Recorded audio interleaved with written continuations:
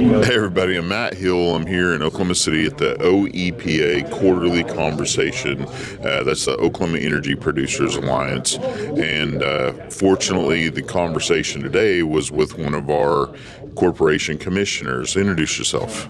My name is Todd Hiett. I chair the Oklahoma Corporation Commission and was elected first to the Corporation Commission in 2014. So I've served since January of 2015 on the board of the Corporation Commission. You've seen a lot of oil and gas ups and downs and a lot of challenges we face, but a lot of successes as well. And I really like the industry partnering with, our elected, public servants and saying, hey, here's what we can both do together to promote energy, oil and gas energy, and, protect, arguably to me, and I think most people, is our greatest asset in America, which is, oil and gas and the electrons we can produce energy for human flourishing. Did you grow up here in Oklahoma? Yes, I grew up in Kellyville, Oklahoma, which is where I still reside and ranch. But I was born and raised right there in Kellyville. Well, you were surrounded by a bunch of oil and gas guys. So, what was your first, if you will, looking at our industry and getting into oil and gas, your endeavors to help us? Well, I don't have an oil and gas background professionally, but I did grow up in Creek County. So in the 80s, when I was a kid, teenager, you could look any direction and see a string of lights up in the air, and because there was a lot of drilling activity happening around my hometown, even in our hometown. The school district where I attended had producing wells on the playgrounds, and with tall fences around them, of course. And so that would have been my first introduction to it. And then I sometimes would sub in as a teenager for a pumper I would check the wells and pump the wells for a pumper when he was going on vacation, et cetera. It was a teenage job that I had, but that's about the extent of my experience in the oil and gas industry. I just see you're very energy friendly. You're pro, oil and gas, and I just took that away. Even though you said, hey, my background isn't oil and gas, and I may not know as much as everybody in that room. You still have a heart for serving, everybody here, and I really appreciate that. Well, the energy that we have in Oklahoma and in the United States as a whole, there's a lot that would not agree with this, but it is one of the main drivers of our economy. It's obviously very important to Oklahoma's economy, makes up a huge portion. We have diversified in our economy over the years, but we still look to the oil and gas industry to supply most of our financial needs in the state of Oklahoma. And the oil and gas industry has come under attack in recent years, and so it's all the more important for Oklahoma to continue to cross our T's and dot our I's, make sure we're doing things right, and try to keep those groups that would like to end fossil fuels out of the state.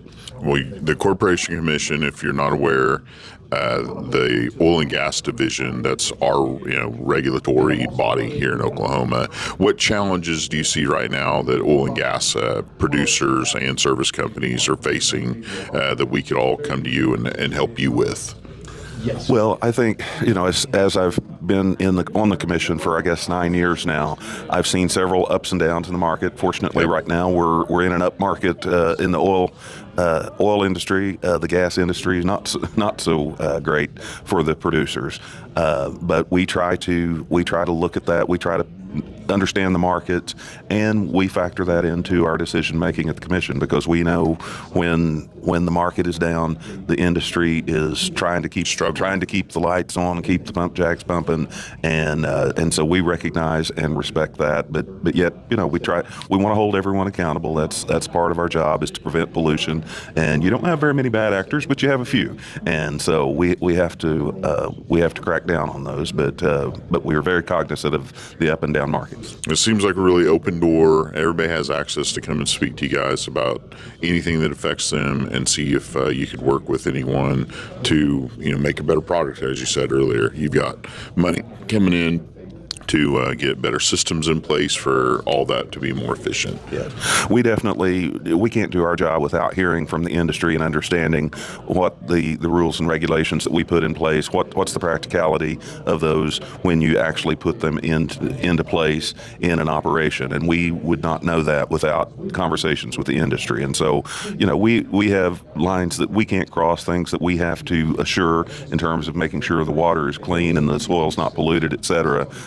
But we need the input from the oil and gas industry to better tailor our regulations. Well, I like the idea of our industry is probably very capable of doing the best it possibly can to improve what we do, and partnering with us like, hey, we know you guys are looking for better technology and engineering and science and data because we all know if it's an environmental cost, it's probably a financial cost. Anything we're wasting ends up being not only environmental waste equals financial loss. And so we want to fix that for ourselves, just for the bottom line.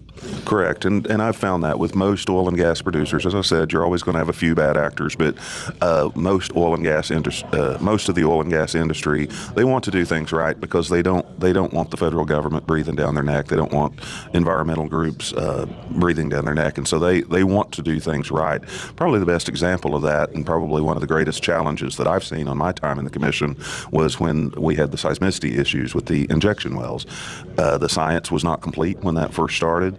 We did not know if it was tied to the injection wells. There was some suspect that maybe it was, but over a period of a year or so, the oil and gas industry actually came to the table. We really went proactive and like, hey, just in case, let's take all these steps. Right, and so the oil and gas industry really stepped up at that time, and at a great cost. It cost a lot of people a lot of money shutting in injection wells, et cetera, until we could get the science perfected. And at this point, we've reduced the seismicity in Oklahoma by over 98%, and we have protocols in place that if we do experience some mild seismicity, we know what to do. But usually what we find is when we make the call to the oil and gas company, the oil and gas company has already taken the step that we were about to recommend to them. So the oil and gas industry is very proactive in protecting Oklahoma.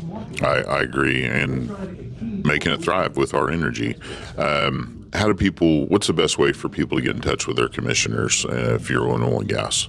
Well, we of course we have a website. Go to the website. Yeah, go to the website. There's the phone numbers and the emails there, and to contact the commissioners, and we keep an open door. Always glad to hear from people. Yeah, absolutely. Well, thank you for being my victim on the podcast. I appreciate you standing up and having a great meal from CP Energy and the OEPA.